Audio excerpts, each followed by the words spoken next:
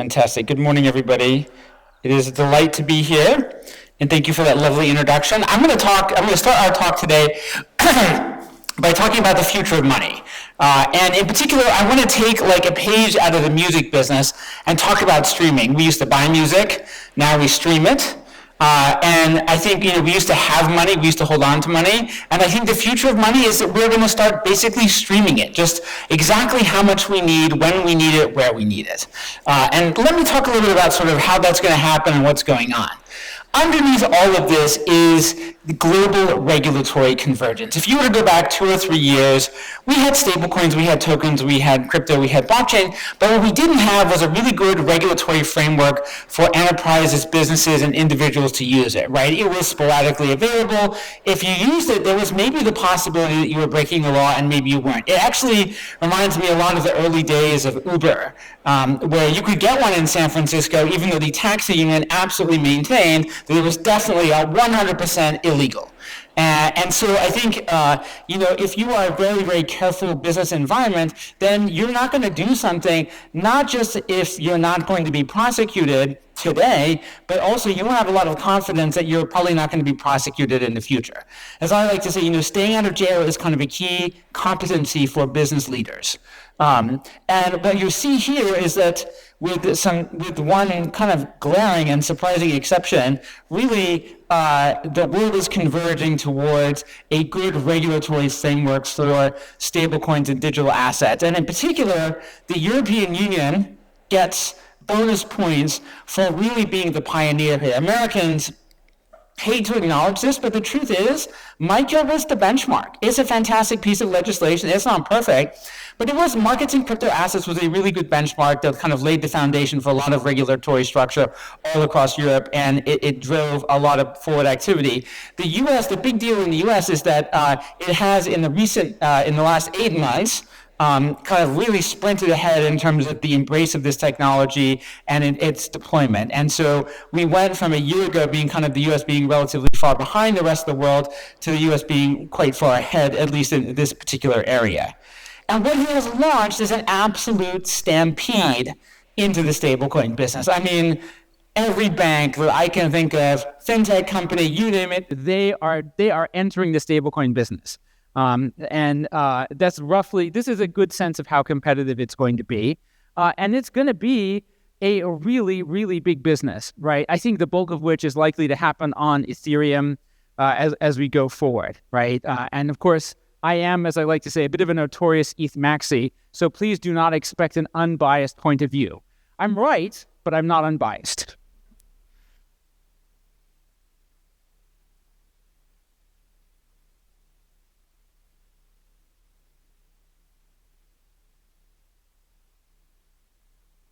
It's with stablecoins. For all the talk about Bitcoin and ETH as kind of assets of value, the truth is what most people do their business in, do their investments in, it's denominated in dollars and euros and yen. And so my expectation is that a big driver is if you want to buy stuff, people are going to start by moving actual fiat currency on-chain into stablecoins. Secondly, consumer payments, especially peer-to-peer payments, especially anything cross-border, is going to be a big driver. And then lastly, and it will be the last one, just because it is relatively slower and more complex from a process standpoint, it's going to be business-to-business payments. But businesses are absolutely stampeding into the stablecoin space as users, not just participants in the network. And I'll come back to what is the value proposition for business users? Now, fueling stablecoins is kind of a broader trend, which is that we are really in a year or two not going to be easily able to tell the difference between an on-chain banking application and a traditional bank. And if some of you have seen some of these new integrations that we're seeing, like the MetaMask wallet with the MasterCard in it, right? Basically, you can plug your assets into an on-chain application or run an on-chain application with almost seamless integration to the traditional banking system. I don't think my kids are really going to be able to tell the difference. I actually took both of my sons to a very traditional bank branch a few weeks ago to open up for them their first bank accounts. It took 2 hours. Like, it was traumatizing. I want my children to know the difference between like a proper bank account that's regulated and comes with deposit insurance and a fly-by-night, on-chain dApp that has no insurance and no security. But I feel like the lesson that they mostly learned was that going to an actual bank is a real pain, which was a little bit unfortunate. I will not name the bank, but I'm one of their very unhappy customers and have been for years. Enterprises are also ramping up. They're driven by a different set of concerns. They care about a bunch of things. First and foremost, integration. That's a regulation. That's a big deal. They need local currency. So right now, 99%, and it kind of blows my mind. This is something like 99.9% of all stablecoins are US dollars. But actually, if you're a business user, you're transacting. If you're operating in the EU or the UK or Japan, you're not transacting in US dollars. You're transacting in euros and pounds and yen, and you need to be able to transact in those currencies. So we need local currencies. We need interoperability across stablecoins. There's going to be like 1,000 US dollar stablecoins. I don't want to have to keep track of like which one I'm getting or receiving. I don't want to have to care. Banking integration is an important one, but then the last one I think is especially important and hugely underestimated. It's ERP integration, business systems, right? Almost everything in an enterprise is driven by business process automation. If it doesn't happen in SAP, it did not happen, right? It just didn't happen. Businesses don't do it. And one of our big priorities is to plug in enterprise systems like SAP into the crypto ecosystem. So many of you, I'm sure everybody here in Germany at least has heard of SAP. But SAP is hugely important in this ecosystem. They have built their own on-chain wallet, which is a really big deal. And also, very importantly, they have integrated to external custody providers. So last year, EY became the first company to have full integration between a blockchain-based payment and our ERP system. PayPal paid an EY invoice with PYUSD stablecoins. They sent it to our account at Coinbase Institutional, and then in our ERP system, that showed up as cash paid against an invoice. Full automation. The automation, and I'm going to come back to this a little bit later, the automation is worth more than any other part of this process, right? We, EY, have been officially accepting crypto payments for like 10 years. And I'll be honest with you, all of that was basically performative, right? If you came to EY and said, we'd like to pay you with crypto, somebody in compliance would be like, oh, not again. And there would be like all this paperwork, and there would be a lot of discussion, and then it would be like manual process and a lot of reconciliation. The bottom line is it would cost like a crazy amount of money from a human labor perspective to actually receive a payment in crypto. Now, we can receive them automatically. It just shows up as if you sent us a banking transfer. And that's a big deal. So, business infrastructure is coming, right? I would say the number of companies that have, you could probably count on your fingers of a single hand, the number of companies that have currently implemented SAP's like on-chain wallet functionality, but it's there, and that means that over time it's going to ramp up quite explosively, and I'm quite excited about that. One of the things that's driving this market is not so much at this point the technology. Like, people are like, is the technology ready? The answer is yes. It's been ready for actually quite some time. The issue isn't the technology. It's the competition, right? So if you go into the traditional banking space, the fact is there's just somewhat less competition, especially for interbank payments. It's a very mature market with a limited number of participants and really just one big global consortium that runs this. Blockchain-based payment systems are an absolute bloodbath of competition. Right? It is savage, and I don't even have any of like the new L1s that were announced in the last week. Right? It is an absolutely brutal kind of competitive business, and we have to kind of keep track of that. But if you look at sort of traditional payments, right? You got your credit cards over here at like $1.20 or more for a single transaction. But when you get down to some of the Ethereum L2s and Polygon, you can't even show them. It's a penny.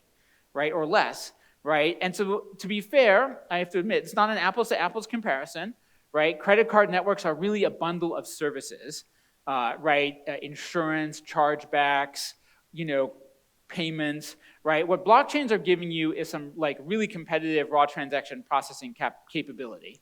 That being said, I think one of the key lessons historically from the way really intense competitive markets is that bundled services, the kind that you get with a credit card transaction or traditional bank transfer, get unbundled as people try to compete much more intensively and they respond to competition. It's why you have to pay extra for luggage and food on the airplane now. So where are we headed, right? I think to some degree we're approaching something of a tipping point. Right? We are today in this transition from what I would call dollars and days, right? So when you want to do a payment of almost any kind, it costs more than $1 and it usually takes more than a day, right? We're headed towards what I think will eventually be the pretty standard benchmark, which is under a penny, under a second. That's where we're headed for on-chain transactions. We are there in very selected places, like if you're using certain very fast chains, or you're using some of the L2, Ethereum L2s that have really made a specialty of exceptionally high performance, you're looking at under a penny, under a second. But this is the standard that we will all be at in a couple of years. And if you follow even the Ethereum mainnet roadmap, gets us probably to under a penny, under a second by itself, never mind what the L2s are doing, right? This is one of the reasons why I think all of this moaning about sort of transaction finality isn't as much of a big deal as people claim it is. For those of you who watch my Twitter threads and see me kind of lashing out at the transaction finality maximalists who think that 12 minutes or 2 epochs is just too long for transaction finality. But at this point, we're approaching a tipping point where we should rethink business models. And we have an analogy from the world of music, right? Once upon a time, a long time ago, we bought music. We bought physical media. Right? First it was analog, then it was digital, right? We bought physical media, then we started downloading it. But at a certain point, bandwidth and computing power and storage got so cheap, we switched to subscribing, right? We didn't, there was this really interesting kind of a cycle where we started with, the whole technology transformed, the business model didn't change at all, and then all of a sudden, the business model was completely different. All of a sudden, we went from from buying media to subscribing, right? And we could see a very similar kind of tipping point in the way that we think about managing cash, right? Today, the way that enterprises manage cash is a really good example. We have a little bit of money. Companies keep a little bit of money in their global treasuries, but mostly they have pools of money all around the world in every one of their operating entities. And the reason for that is that we don't really know when people are going to pay us, right? And we don't really know when when our bills are going to come due, right? And we don't know how when we're going to approve payment. And so we do the same with money as companies do with physical inventory. We keep a bunch of extra of it around just in case. The future, if you can do transactions for under a penny in under a second, why do all of this, right? Just keep one big pile of money in the middle, right? A big pile of money, by the way, that will probably be substantially smaller than all little piles combined together.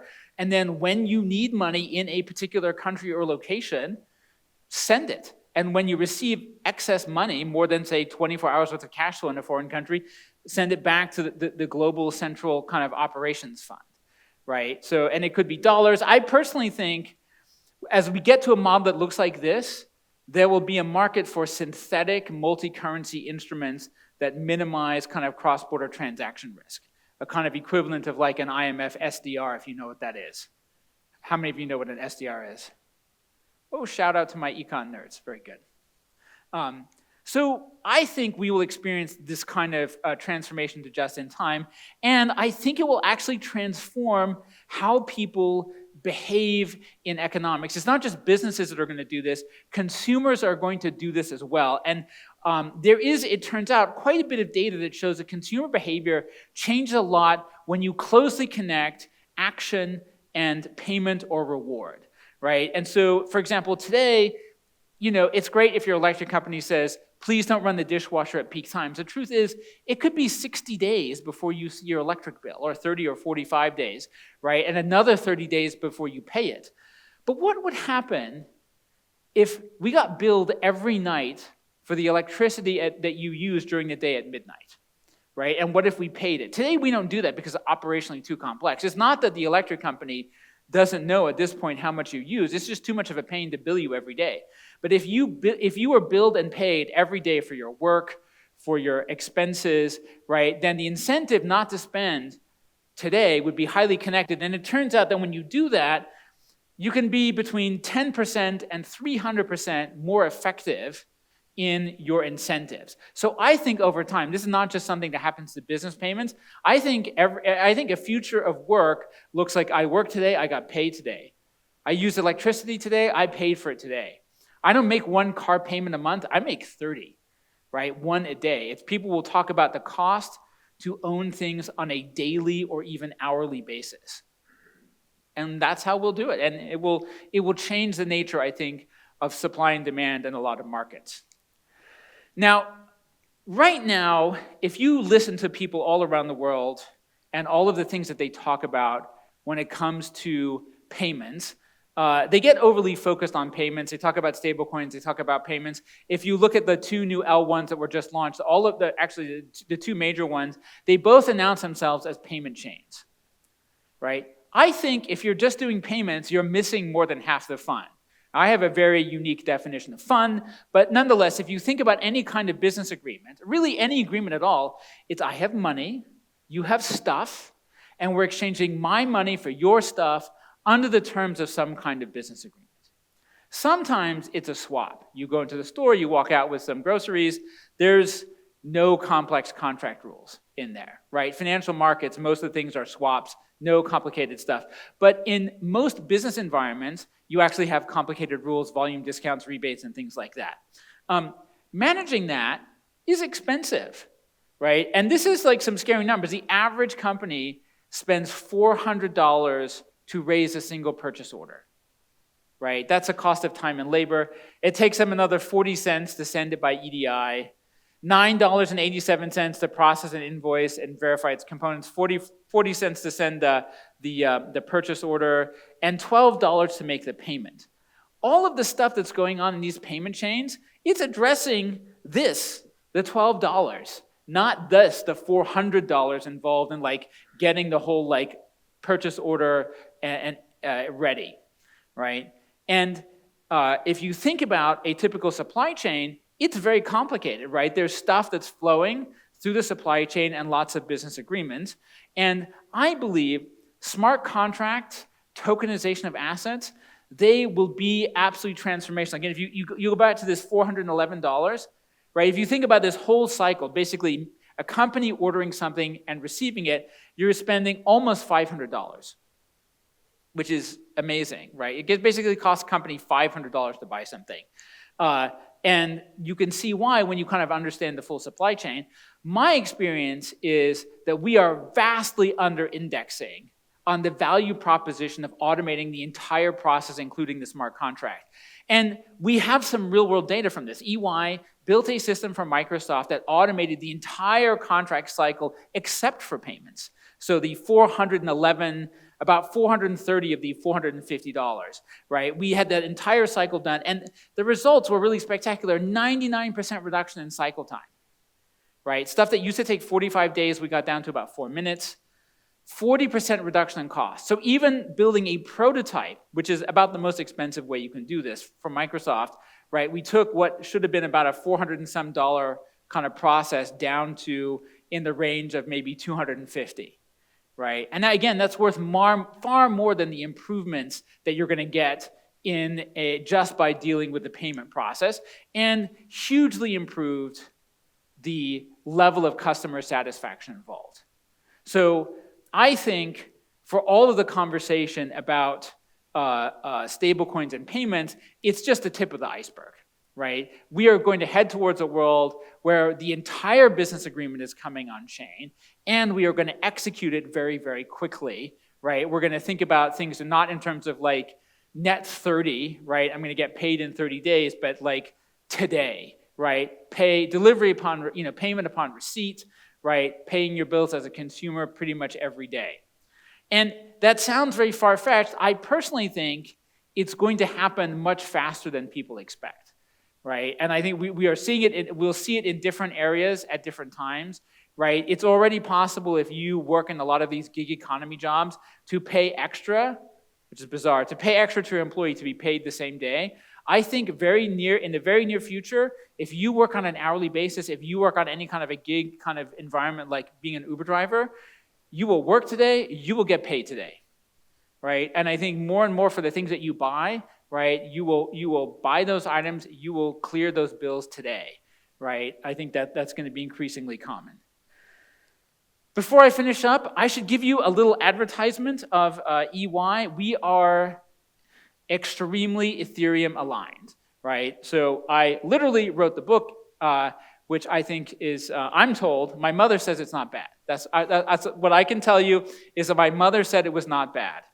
I'm the chairman of the Enterprise Ethereum Alliance, and we are extremely Ethereum aligned. We're kind of a bit of an ETH maxi firm, and I'm happy to take questions or comments from the audience. I've got about 6 minutes in which I can do that before my time is up. And in the meantime, anybody who would like an NFT, you can have one from what we call Proof of Paul.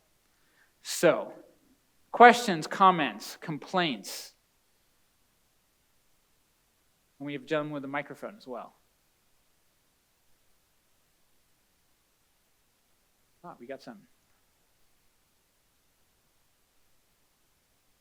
So I was wondering about your angle on, so you had that slide where companies have all their digital currency in one big pile of their asset, right? Right, this one.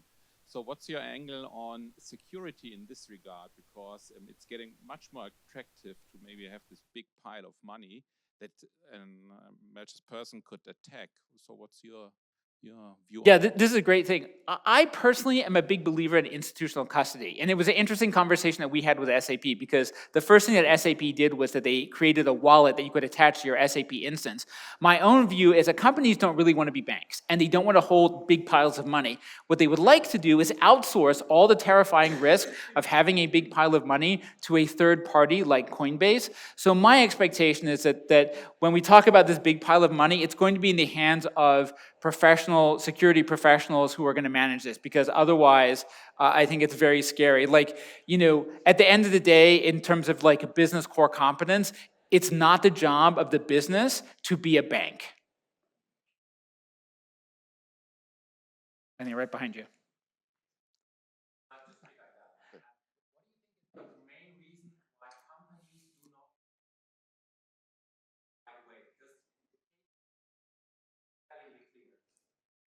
This is such a great question. It's like, why are companies not jumping in faster? I think the answer, and I've been in, before I came to EY, I spent 15 years at IBM, in part of them in supply chain, part of them like selling supply chain solutions. One of my observations is that it doesn't matter how big the return on investment is as a percentage of an opportunity if it's not the biggest problem that a company has. Right, and so if you look at sort of CEO or CIO or CFO kind of priorities, what tends to happen is they come into their role, or they start at the beginning and like, listen, I have 3 big urgent problems, and if this isn't one of them, then they probably are not going to do it, even if the ROI potentially looks really, really good. I think what tends to happen when you have really big improvements, like payments are a very small portion of the total picture, right? If you go back to here we go. So the payment is a small part of the total picture. I think what tends to happen is, at some point, the company is saying, it's costing us way too much money to manage our entire procurement process. We're going to replace or re-engineer our procurement process. And when they do that, they change over. But this is why one of the good and the bad thing about being in the enterprise software business and thinking about stuff like that is that on the good side, when you're in for a very long time. The bad side is that when you have something that's better, it can still be very hard to get it inserted into the process, because it's just fixing that one piece of it is not urgent enough to drive a complete like rip and replace or major upgrade of the process. And so I think typically it takes like a decade for these things to kind of get wrapped into the whole process. At the back there. Yes, sir.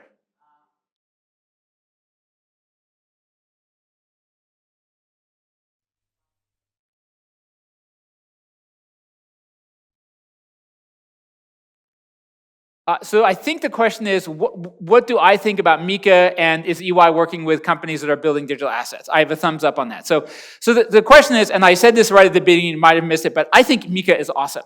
It's an absolute benchmark We've had the chance to talk with some of the people who helped draft the legislation and guide the process through the European Commission. If you listen to Americans, they're like, America innovates and Europe regulates. Well, I personally think, as an American, that having good regulation is key to growing this market. And so I think actually, in terms of creating a great place to grow the business in Europe, MiCA was tremendously important. And until Donald Trump was elected, the fact is that I saw my business in Europe growing significantly faster than my US business because companies in Europe knew what the rules were, and therefore they felt more comfortable engaging in the process. Now, to be fair to the Americans, once the rules have been established, we've seen an absolute stampede. Like, literally in the space of 6 months, my US business went from kind of moribund to explosive, right? And just blew past my European business. And I 25 years in the technology business, I have to say American companies in general are very, very aggressive about embracing new technology when they decide it's right. But I think in particular, the EU deserves a lot of praise. And the MiCA legislation is a benchmark. And again, a lot of Americans don't want to admit it, but the Genius Act, the Clarity Act is taking good inspiration from MiCA. I think I have time for one more question. Yes, sir, in the front. So I was going to ask, what do you think old payment systems become obsolete?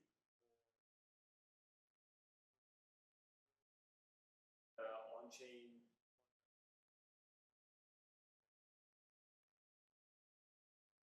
Yeah, so great question. What is going to happen to sort of the legacy payment systems, legacy payment ecosystems? My hypothesis is, or my observation about technology is that it's very rare that a new technology comes on and completely blows up an old technology. Much more often what happens is we put new workload on new technology. And my favorite example is, think about the IBM mainframe. IBM mainframes are still processing like the bulk of bank transactions and credit card transactions. They're cheap, they're massively scalable, they do that job pretty well. And it can be very lucrative to ride the declining market all the way down to the end, right? And the end can take a long time. I think it was only like 20 years ago that they finally switched off like the last telegram service. So my own sense is what's gonna happen is new workload is gonna grow into the blockchain space, and workload will slowly but steadily migrate there. Again, this picture is a perfect example, right? The truth is, wire transfer is not your biggest problem in the total cost of a procurement process. And enterprise processes in particular, once they've been honed to run pretty well and at scale, you may think $411 for purchase orders bananas, but actually if you're buying $1 million worth of raw materials a month, it's a rounding error. And so it depends a lot on the context and the operational performance and getting these kinds of things plugged in. So my expectation is that legacy payment systems will decline slowly. And in particular, the banks that have those positions that are doing well in that market, they will not lower the price to try to be competitive. Instead, they will keep the price high. They will charge those companies that must use this system because they haven't matured it. They will use it essentially as a form of price discrimination. So if you can't use a new technology, you'll have to pay the higher price. They won't lower the price of the existing technology to be competitive, even though the cost of wire transfers, the price has nothing to do with the cost. People are like, oh, old mainframes are expensive. That has nothing to do with the price tag that's being charged. It has everything to do, the price is what the market will bear, not what the actual operating cost is. And I think that is it for my time. Thank you all. And I'll be speaking again after lunch on business privacy and technology. The agenda has a little mixed up. It says, I think it's got this talk then, but in the afternoon, I'll be speaking again very specifically about the mechanics of privacy on chain. Thank you. Round of applause for Mr. Brody, everybody.